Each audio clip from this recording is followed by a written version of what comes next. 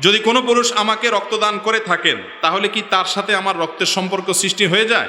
এবং ওই পুরুষ যদি আমাকে বিবাহ করতে চায়, ইসলাম এই সম্পর্কে হালাল হারাম কি হতে পারে? এটা একটা দরকারি প্রশ্ন।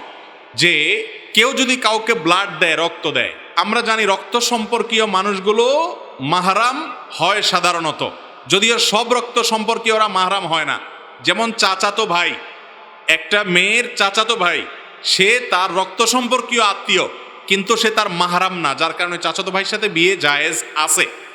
এটা হলো প্রথম কথা। দ্বিতীয় কথা হলো, রক্ত দিলে একজন আরেকজনকে রক্তের সম্পর্ক সৃষ্টি হয় না।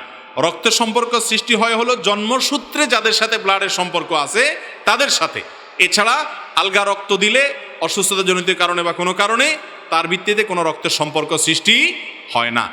আর কোনো মেয়ের সাথে কোনো ছেলের বিয়ের জন্য রক্ত সম্পর্ক হলেই বিয়ে করা যাবে না, ব্যাপারটা তা না। মাহরামের একটা তালিকা আছে, 14 জন পুরুষ, এদের সাথে মেয়ের বিয়ে জায়েজ নাই।